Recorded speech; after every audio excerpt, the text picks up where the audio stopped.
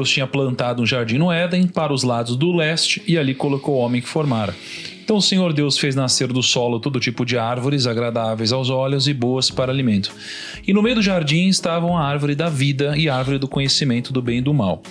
Então aqui a gente vê que Deus, ele criou esse jardim, colocou ali o homem, a criação dele, só que ele colocou a árvore da vida, a árvore do conhecimento do bem e do mal.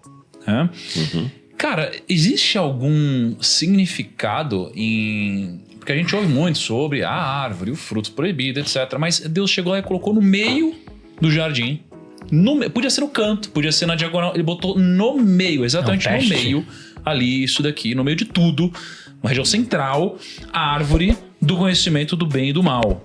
Existe algum sentido nessa árvore e ela está localizada ali? É porque no meio, Deus estava colocando o elemento mais importante que ele nos deu. O livre-arbítrio. Caramba, o livre-arbítrio não é algo para colocar no canto, é para colocar no meio. Caraca. Então ele poderia nos criar assim com autômatos. Robôs, vai me obedecer e adorar, acabou.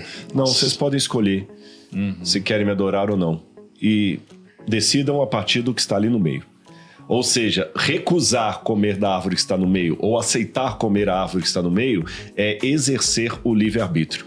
E isso vale tanto para o Éden como para a nossa vida hoje. Caramba. No final das contas, por incrível que pareça, a maior parte dos problemas que nós enfrentamos foi por causa de decisões erradas que tomamos. E quando eu falo decisões, escolhas erradas que foram feitas.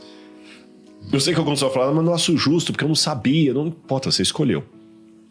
A nossa vida é uma cadeia de... Então devemos entender, gente, que a mais importante do que os seus pais, a criação que você teve, o mundo em que você vive, o governo que você tem, é que decisão você toma à medida de tudo isso.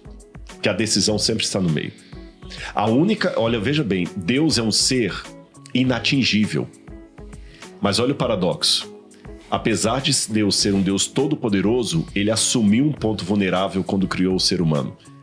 Deus pode ser rejeitado. Apesar de ser todo-poderoso, ele assumiu uma vulnerabilidade. Ele pode ser rejeitado. Porque se não puder ser rejeitado, vai ser difícil se você ser amado de verdade, né? Exatamente. Então Deus coloca isso e na vida pode olhar. Eu já fiz um exercício uma vez com um grupo de adolescentes que eu quero trazer isso para vocês aqui. Eu fiz uma brincadeira com eles que eu disse assim, olha, eu vou tirar dessa caixa aqui um objeto. E eu escolhi 2 ou 3 ali. Vocês vão contar uma história em 1 minuto. Só que a cada vez que eu tirar um objeto da caixa, você tem que incluir o objeto na história. E quem contar a melhor história vai ganhar um prêmio no final. Que eu não revelei qual era. Aí, cada um contava. Alguns eram mais engraçados, outros mais tímidos, mas todo mundo ria. Quando você estava contando, por exemplo, assim, como é que você fundou o Grupo Primo, aí daqui a pouco eu tiro da caixa um Darth Vader, né? Do Star Wars. Aí eu tava lá assistindo Star Wars no cinema e tudo e tal, aí daqui a pouco eu tiro uma banana. Você tem que incluir. Foi muito engraçado.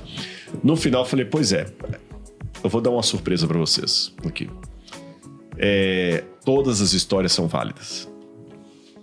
E todo mundo vai ganhar o prêmio. Mas vocês vão aprender uma lição. Vocês não tinham controle sobre o que eu iria tirar da caixa. Por isso vocês ficavam assim tensos olhando pra caixa, o que vai sair dali, porque vocês não sabiam. Você não tem controle sobre o que vai sair da caixa, mas você tem controle sobre que história você conta a partir disso. Então, você que está assistindo a gente aqui, mais importante do que o que os seus pais fizeram com você é o que você faz a partir disso. A gente vive numa época em que as pessoas não querem mais assumir responsabilidade. E responsabilidade é uma coisa muito séria. Caramba, cara. Eu fiquei chocado, hein? Isso, nossa, cara, que animal esse negócio. O mais importante, o centro de tudo que Deus nos deu é o livre-arbítrio. Isso é muito poderoso. E aí no Éden, nascia um rio que irrigava o jardim e depois se dividia em 4. Tá. O nome do primeiro é Pison. Ele percorre toda a terra de Havilá, onde existe ouro. O ouro daquela terra é excelente. Lá também existem o bdélio e a pedra de ônix. O segundo, que percorre toda a terra de Cuxi, é o Gion. O terceiro, que corre pelo lado leste da Assíria, é o Tigre. E o quarto rio é o Eufrates. E aí, de repente, aí a gente já muda o assunto aqui. E esses rios, né, de uma forma geral, assim, as pessoas tentam identificar onde que está o Jardim do Éden, etc. Tem algum sentido de a gente ter o rio, esses 4, onde tinha ouro excelente? Ou... Eu acho que não.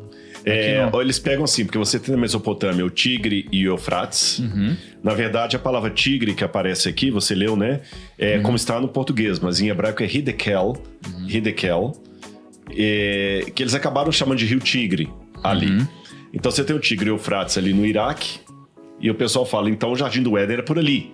Eles tentam pegar o Pison como se fosse aqui embaixo, perto da Arábia Saudita, o outro pega Cush e tudo mais, mas essa geografia para mim aqui não é a mesma que nós temos hoje, porque quando o dilúvio veio, que a terra toda foi inundada de água e tudo foi transformado e teve a Pangeia, que os continentes se separaram, é impossível sobrar, geograficamente falando, alguma coisa do mundo pré-diluviano. O que eu acredito que os nomes que nós temos de alguns rios hoje, ou pelo menos o Eufrates, é um nome que seria um rebatismo de um acidente geográfico mais antigo. Seria mais assim, por exemplo, quando os imigrantes vieram para o Brasil e eles começaram a fundar no Brasil cidades com o nome de centros da sua origem. Então você tem Nova Venécia, Nova Odessa, Nova Friburgo, Nova Hamburgo, todas cidades da Europa. Nos Estados Unidos você tem Nova Inglaterra, a região da Nova Inglaterra, ali perto de Massachusetts. Você tem a New England, né, que é a Nova Inglaterra. Você tem Nova York, você tem Cambridge. Então, da mesma maneira, aqueles que sobreviveram ao dilúvio ainda tinham na sua memória a reminiscência do Éden e começaram a dar nomes geográficos dos mesmos nomes dos antepassados. Tanto é que nos textos sumerianos você vê uma coisa interessante. Olha que curioso isso. A escrita da humanidade começou com os sumérios, por volta de 3.200 a.C. aproximadamente. Os sumérios foram os primeiros a inventar a escrita. Então foram os primeiros a fazer relatos da história da humanidade. E interessante, porque eles estão há 5.200 anos no passado. Então eu vou ver o que eles contavam da história da humanidade. Aí os sumérios contam que eles são descendentes daqueles que sobreviveram ao grande dilúvio. E que um herói, que em alguns textos vem com o nome de Utnapishtim, outro como Ziusudra, Atrahasis, o nome do herói muda, a Bíblia é Noé. Esse herói sobreviveu às águas do dilúvio com sua família, eles são descendentes, portanto, dessa família. E nos próprios textos sumerianos, falei o que havia antes do dilúvio. Havia um jardim paradisíaco chamado Edenu, que vem da mesma raiz da palavra Éden, Edenu, e nesse jardim paradisíaco morava a humanidade que foi expulsa de lá. Você entendeu? E Edenu tem a mesma raiz sumeriana da palavra Éden. Caramba. Então você vê que a mesma estrutura da Bíblia é contada no berço da civilização humana.